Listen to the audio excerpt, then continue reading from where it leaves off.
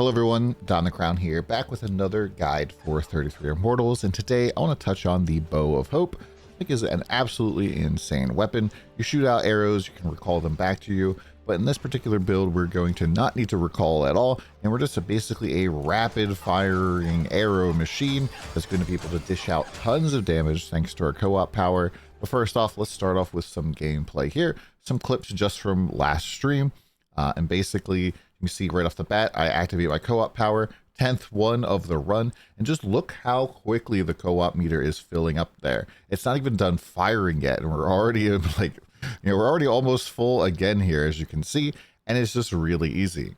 Now, pretty much what we're taking advantage here is of this one relic. And this relic allows you to generate a lot of co-op power, and it's called the Muddy Apostle Medal. Your co-strikes have a 25% chance to generate co-op power orbs. These are little like kind of bluish orbs that pop off the boss here. And you can see them right here. And in this particular boss, they will always drop right here, which kind of seems bad because then you'd have to stand there in order to pick them up. But as you can see, you can just dodge the hand slam, so it's not a problem at all.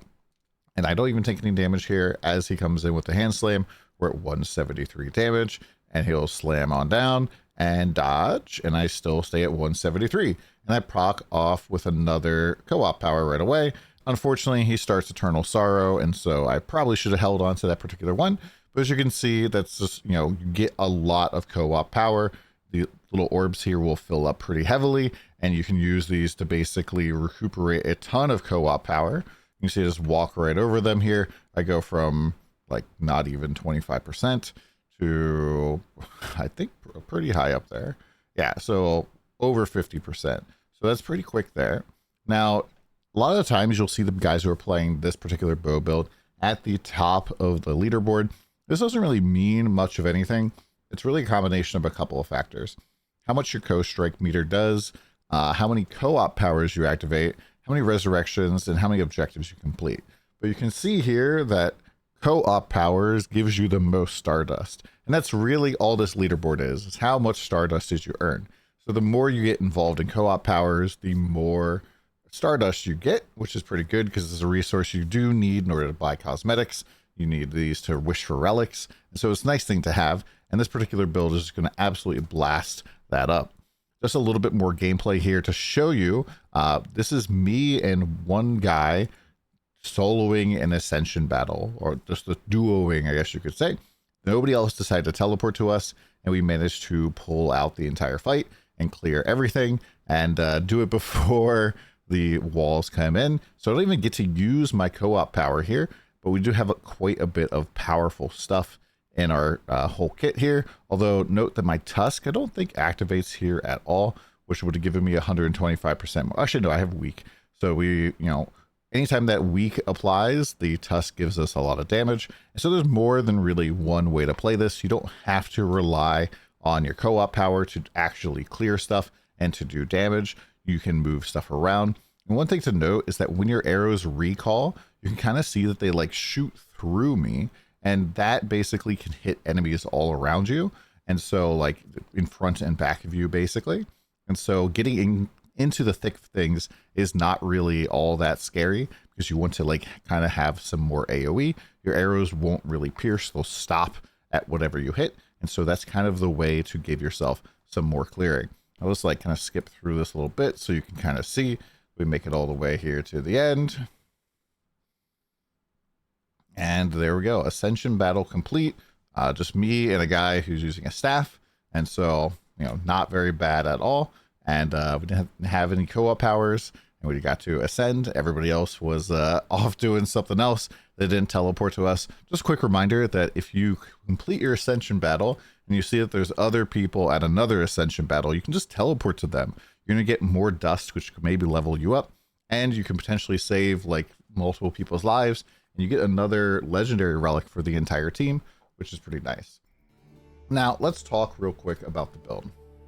We, of course, are going to be using the bow. And the two upgrades we're using are Auto Recall and Quick Shot. Auto Recall kind of does what it says on the tin. It makes it so that you automatically recall light arrows, not heavy arrows, after a short delay.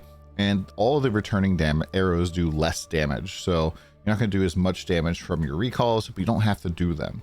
And then quick shot makes it so you fire arrows faster. And firing arrows faster is actually incredibly strong, because the way of that co-op meter works is that when you hit an enemy, the game goes, did somebody else hit this enemy recently before you did?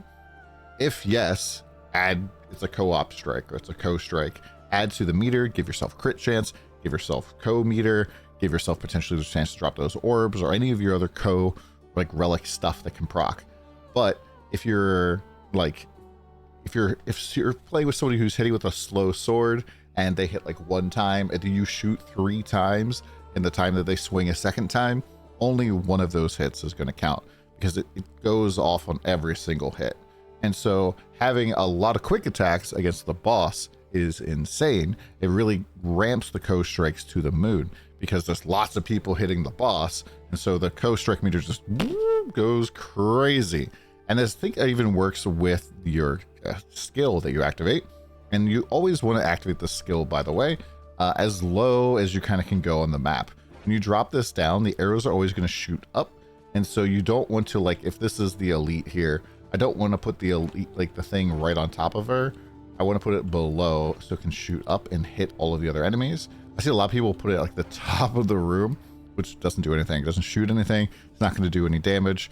So you always want to put your bow thing near the bottom. Now note, this won't go like multiple screens. So if I put it all the way down here, we're not going to hit the elite, but it will go pretty far. Like, it will go off of your screen. And so you can put it down low, and you can always just like emote to try to get some help there. But yeah, so the reason we're using auto recall and quick shot is just allows us to spam shots as fast as possible. The downside of this is you might break your left click. It feels like I'm fusing in Path of Exile nonstop. And yeah, maybe we'll find some way to bind this a different way. I'd love to be able to just like to scroll wheel this and just continuously shoot. That would be wonderful. And you can also like dodge a lot while this is going on. It doesn't really like break your stride or your damage dealing all that much. You'll reload arrows pretty quickly, and you can be safe. While you're dodging, you're pretty much immune from damage for like the first little start of it. And so you can like dodge Lucifer slams, elite slams and stuff. So just because like an enemy is targeting you and coming at you, don't necessarily feel like you have to run away or something like that. You can just like dodge directly into their attack, and you will take no damage as long as you time it correctly. And so the other upgrades here I don't think are particularly all that great. Piercing arrows makes it so that the arrows pierce through monsters but deal less damage. I haven't tested this on Lucifer or big bosses yet to see if you can hit them multiple times. If you can, that would be really cool. But like normally my attacks here are hitting for like 60-ish, right? And then if I put on piercing arrows, now they're going down to like almost 40. So we're losing quite a bit of damage from that. So we wouldn't want to take that. So quick shot is kind of the play. Small quiver just makes our shots do more damage, which is not really super duper helpful, especially because with auto recall, sometimes you can attack fast enough that you're not having an arrow to shoot. And then mobile light makes it so that you can like refill your quiver quicker, but auto recall kind of does that for us. And then double shot just kind of weirdly buffs heavy arrows, which we don't want to use heavy arrows at all. Now, leveling up the bow itself will give us attack bonus, which is pretty nice. But I tend to like split my levels between attack and between empathy. We do get more damage on attacks with empathy with their co-strikes, but you kind of do want a little bit of attack, because especially early on, it's rather difficult to co-strike with people. There's like not a ton of enemies that are living for a long period of time, but I will try to, like, if I see a sword guy killing an enemy, I'll try to shoot the same thing they are, as opposed to kind of shooting my own stuff. Now for relics, the two big great relics are obviously the Muddy Apostle Medal. Co-strikes have a 25% chance to generate co-op power orbs, and these just give you more meter, which is very nice. And then the other one here is the Bloodstained Stole. Your co-op powers generates 100% faster. This one is kind of ridiculous. It just like doubles your generation, which is pretty insane. Now, if you do not get these two, don't worry. It's not really the end of the world.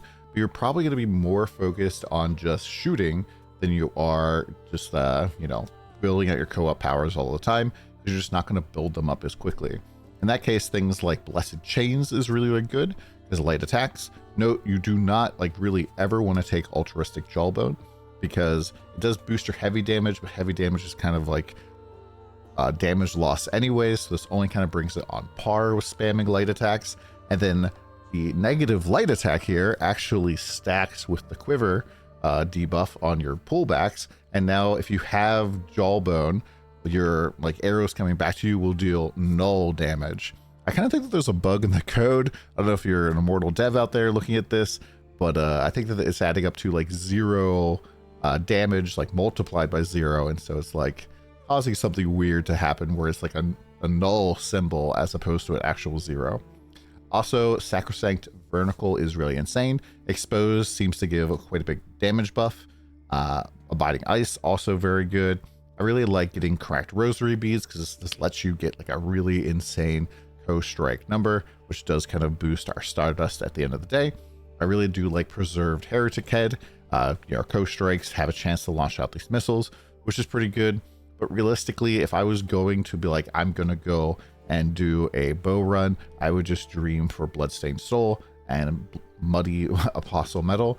And if I was going to go and do Purgatorio, I would probably look for Lamp of Purifying Flames. I just think this thing is very, very nice, very, very cozy to have. Even sometimes I might even go Burnt Cinder. I think that this combination here is a nice like quality of life combo, but it's pretty hard to get unless you have the rarity perks. Speaking of perks, let's talk about it real quick. So we go over here to Dante, and I really recommend Renewal of Dust. I think that this just makes leveling up a lot easier, especially because we very much benefit from going attack and from empathy. We can really kind of get both of those up.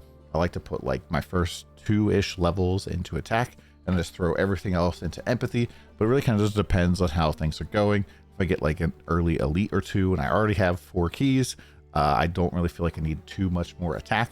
I'm just going to be co-striking in the torture chambers a whole bunch. But, you know, empathy is very powerful there as well. Astute Erudite makes it so your co-op powers generate 60% faster. And this just means more co-op powers, more juice, more boom. It's really great. Nextly, we have Rejuvenated Vigor, which gives us more Magic Find, which is pretty cool. I'm probably going to level this up to 5 as well. I'm not sure if 5 is the cap for all perks, but right now the other perks that I've leveled to 5 are capped there. You can also go Scourge of Omnipotence, which pretty much just gives you more Eternal Shards. I like to run this when I'm like doing my dagger build and stuff, because you kind of need a ton of Eternal Shards as well in order to level up all of these things. You can even just drop the Vigor out of here. As soon as I level up to 11, I'll probably slot this right in, just leave it in permanently. But yeah, that's pretty much the build. It's pretty fun to play. You can just blast off. As always, I always recommend like kind of like trying to follow people around. Try not to fight stuff that's like maybe not protecting chests or elites and stuff like that, and try to get yourself as many bones and keys so you can get into the torture chambers and get yourself some good relics. If you get bad relics, you can just always re-roll them. Not really a big deal.